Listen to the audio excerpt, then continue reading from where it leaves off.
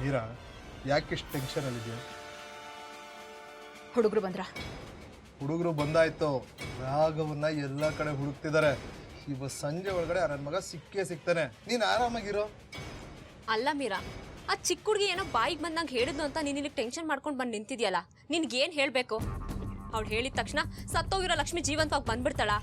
ನೋಡು ಮೀರಾ, ನೀನು ಸುಮ್ಮನೆ ಅವ್ರ ಮೇಲೆಲ್ಲ ರೇಗಾಡಬಾರ್ದಿತ್ತು. ಆಸ್ತಿ ನಮ್ಮ ಹೆಸರಿಗಾಗೋ ತನಕ ನೀನು ಸ್ವಲ್ಪ ಸಮಾಧಾನವಾಗಿರ್ಬೇಕಿತ್ತು. ನೀನು ಈಗೆಲ್ಲ ಕೂಗಾಡ್ದೆ ಎಲ್ಲ ಹಾಳಾಗೋಗುತ್ತ.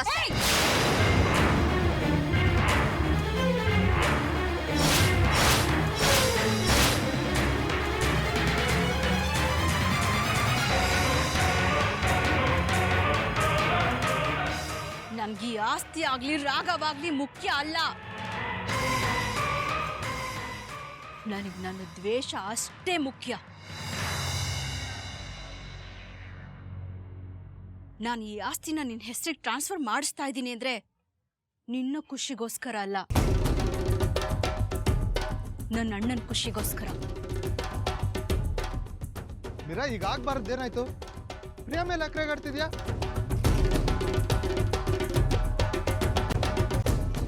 ಆದಷ್ಟು ಬೇಗ ರಾಘವನ್ನ ಹುಡುಕಿ ನೀನು ಕಾಲ್ ಕೆಳಗಡೆ ತಂದಾಕ್ತೀನಿ.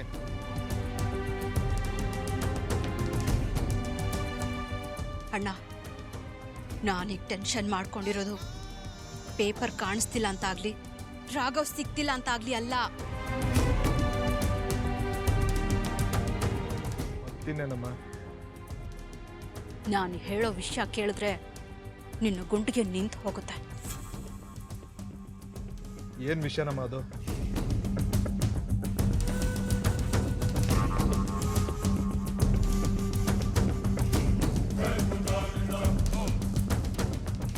ಲಕ್ಷ್ಮಿ ಬದುಕಿದಾಳೆ.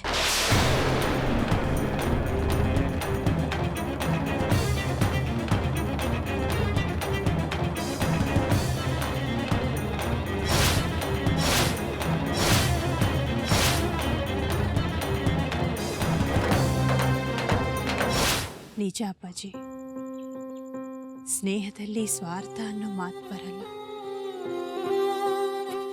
ಆದರೆ ಪ್ರೀತಿಲಿ ಸ್ವಾರ್ಥ ಅನ್ನೋದೇ ಮೊದಲಾಗತ್ತೆ. ಅದು ಯಾರೇ ಆಗಿರಲಿ, ನಮ್ಮ ಸುತ್ತಮುತ್ತಲಿನವರು ನಮ್ಮನ್ನಷ್ಟೇ ಪ್ರೀತಿ ಮಾಡಬೇಕು ಅಂತ ಅನ್ಸತ್ತೆ. ಅವರು ಬೇರೆ ಯಾರನ್ನಾದ್ರೂ ಹಚ್ಕೊಳ್ಳೋಕೆ ಶುರು ಮಾಡಿದ್ರೆ ಅದು ಯಾಕೋ ಗೊತ್ತಿಲ್ಲ, ಪ್ರೀತಿ ಮಾಡೋ ಮನಸ್ಸು ದ್ವೇಷ ಮಾಡೋಕ್ಕೆ ಶುರು ಮಾಡುತ್ತೆ. ಈಗ ನಾನು ಮತ್ತೆ ಮನೆಗೆ ಹೋದರೆ ಮಕ್ಕಳು ಮನೆಯವರೆಲ್ಲ ನನ್ನನ್ನು ಹಚ್ಕೊಳ್ಳೋದು ಸಹಜ ಅಲ್ವಾ? ಆಗ ಮೀರಾ ಮನಸ್ಸಿಗೆ ನೋವಾಗುತ್ತಲ್ವಾ? ಪ್ರೀತಿ ಮಾಡೋ ಮನಸ್ಸು ದ್ವೇಷ ಮಾಡುತ್ತೆ ಅಲ್ವಾ? ನಾನು ಬದುಕಿರ್ಬೋದು, ಆದರೆ ನನ್ನ ಗಂಡ, ನನ್ನ ಸಂಸಾರದ ಪಾಲಿಗೆ ನಾನು ಯಾವತ್ತೋ ಸತ್ತೋಗಿದ್ದೀನಿ. ಇಲ್ಲಿ ಉಸಿರಾಡ್ತಿರೋದು ರಾಘವ ಹೆಂಡತಿ ಲಕ್ಷ್ಮಿ ಅಲ್ಲ, ಸಾಯಿನಾಥನ ಮಗಳು ಲಕ್ಷ್ಮಿ.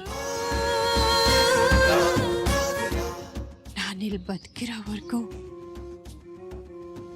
ಸಾಯಿನಾಥನ್ ಸೇವೆ ಮಾಡಿಕೊಂಡೇ ಬದುಕ್ತೀನಿ ಅಪ್ಪಾಜಿ. ನನ್ನನ್ನು ಇಲ್ಲಿಂದ ಕಳಿಸ್ಕೊಡ್ಬೇಕು ಅಂತ ಸಾಯಿನಾಥ ನಿರ್ಧಾರ ಮಾಡಿದ್ರೆ ನಾನು ಹೋಗೋದು ಅವನ ಹತ್ರಕ್ಕೆ. ಅಯ್ಯೋ ಹುಚ್ಚಿ, ನಿನ್ನ ಲೆಕ್ಕಾಚಾರ ಕೇವಲ 4 ಬೆರಳುಗಳ ಮಧ್ಯೆ. ಆ ಸಾಯಿನಾಥನ ಲೆಕ್ಕಾಚಾರ 4 ದಿಕ್ಕುಗಳ ಮಧ್ಯೆ. ಅವನ ಲೆಕ್ಕಾಚಾರ ಯಾರೂ ತಿಳ್ಕೊಳಕ್ಕಾಗಲ್ಲ, ಬದಲಾಯಿಸೋಕ್ಕಾಗಲ್ಲ. ನಿನ್ನ ನಿರ್ಧಾರ ನೀನು ಹೇಳಿದೀಯ, ಇನ್ನು ಅವನ ನಿರ್ಧಾರ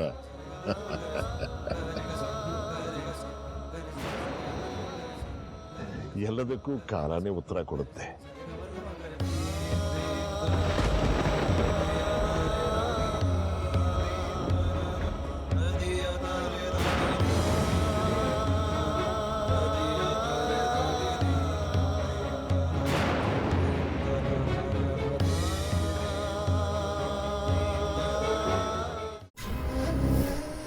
ಏನಮ್ಮ ಹೇಳ್ತಿದ್ಯಾ?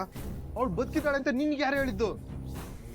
ನನ್ಗೆ ಆ ವಿಷಯ ಹೇಳಿದ್ದು ಬೇರೆ ಯಾರೂ ಅಲ್ಲ, ಅವಳನ್ನ ಸಾಯಿಸಿದ್ದೀನಿ ಅಂತ ಪೊಲೀಸಿಗೆ ಸರೆಂಡರ್ ಆಗಿದ್ನಲ್ಲ ಅದೇ ಕಳ್ಳ. ಶಿರಡಿಲಿ ಅವನ ಕಣ್ಣಾರೆ ಅವಳನ್ನ ನೋಡಿದ್ನಂತೆ.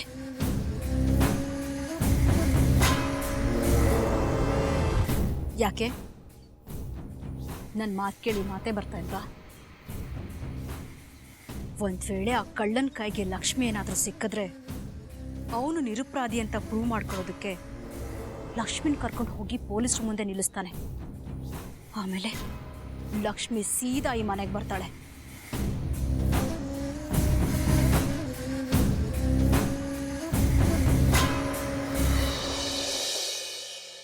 ಹಾಗೇನಾದ್ರೂ ಅವಳು ವಾಪಸ್ ಬಂದ್ರೆ ನಮ್ಮ ಬಗ್ಗೆ ಗೊತ್ತಾಗತ್ತೆ. ಅವಳ ಸಂಸಾರಕ್ಕೆ ತೊಂದರೆ ಆಗುತ್ತೆ ಅನ್ನೋದಾದ್ರೆ ಅವಳು ಖಂಡಿತವಾಗ್ಲೂ ಸುಮ್ಮನೆ ಇರಲ್ಲ.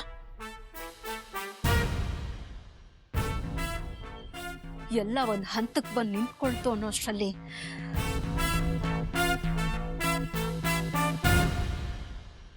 ಅವಳು ವಾಪಸ್ ಬರಬಾರ್ದು. ಅವಳು ಸತ್ತಿದ್ದಾಳೆ ಅಂತ ಎಲ್ಲರೂ ಅನ್ಕೊಂಡಿದಾರಲ್ವಾ, ಅದು ಹಾಗೆ ಇರಬೇಕು. ನೀನೇನು ಯೋಚನೆ ಮಾಡಬೇಡಮ್ಮ. ನಿನ್ನ ಎದೆಲ್ಲಿ ಉರಿತಾ ಇರೋದು ದ್ವೇಷದ ಬೆಂಕಿನೇ, ನನ್ನ ಎದೆಲ್ಲಿ ಉರಿತಾ ಇರೋದು. ನಾನು ಹೋಗಿ ಅವಳನ್ನ ಸಾಯಿಸ್ಬಿಟ್ಟು ಬರ್ತೀನಿ. ನಾವು ಮಾಂಸ ತಿಂತೀವಿ ಅಂತ ಮೂಳೆಗಳನ್ನ ಕುತ್ತಿಗೆ ಹಾಕೊಂಡು ಓಡಾಡೋದಲ್ಲ, ಆ ಮೂಳೆಗಳು ಕಾಣ್ದಿರೋ ಹಾಗೆ ನಾಯಿಗೆ ಬಿಸಾಕ್ಬೇಕು. ಇದನ್ನೆಲ್ಲ ಬೇರೆ ರೀತಿಲೇ ಹ್ಯಾಂಡ್ಲ್ ಮಾಡಬೇಕು. ಲಕ್ಷ್ಮಿ ಬದುಕಿದಾಳೆ ಅನ್ನೋ ವಿಷಯ ಗೊತ್ತಾದ್ರೆ ಎಷ್ಟು ಪ್ರಾಬ್ಲಮ್ ಆಗುತ್ತೋ ಅದೇ ರೀತಿ ರಾಘವ್ ಯಾರ ಕೈಗಾದ್ರೂ ಸಿಕ್ಕಿದ್ರೆ ಅಷ್ಟೇ ಪ್ರಾಬ್ಲಮ್ ಆಗುತ್ತೆ. ಮನುಷ್ಯ ಯಾವಾಗಲೂ ಎರಡು ದೋಣಿ ಮೇಲೆ ಪ್ರಯಾಣ ಮಾಡಬಾರ್ದು. ಕೆಲವು ಸಾರಿ ನಾವು ತಗೊಳ್ಳೋ ಆ ಥರ ನಿರ್ಧಾರದಿಂದನೇ ನಾವುಗಳು ಸೋಲೋದು. ಈಗ ಸ್ವಲ್ಪ ತಾಳ್ಮೆಯಿಂದ ಯೋಚನೆ ಮಾಡಿ ಬೇರೆ ರೀತಿಯ ನಿರ್ಧಾರ ತಗೋಬೇಕು.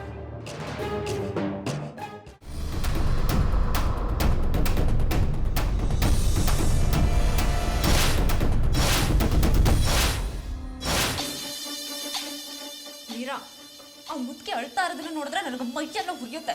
ಅವ್ರುಗಳು ರಿಯಾಕ್ಟ್ ಮಾಡ್ತಿರೋದನ್ನ ನೋಡಿದ್ರೆ ಎಲ್ಲ ಗೊತ್ತಿದ್ದು ನಾಟಕ ಮಾಡ್ತಿದ್ದಾರೆ ಅಂತ ಅನ್ನಿಸ್ತಿದೆ. ಅವ್ರ ಮನಸ್ಸಲ್ಲಿ ಈಗ ಏನೋ ಒಂದು ಗುರಿ ಇದೆ. ಆ ಗುರಿಗೀಗ ರೆಕ್ಕೆ ಪುಕ್ಕಗಳು ಬಂದಿದೆ, ಆದರೆ ಅದೇನು ಅಂತ ಗೊತ್ತಾಗ್ತಾ ಇಲ್ಲ ಅಷ್ಟೇ.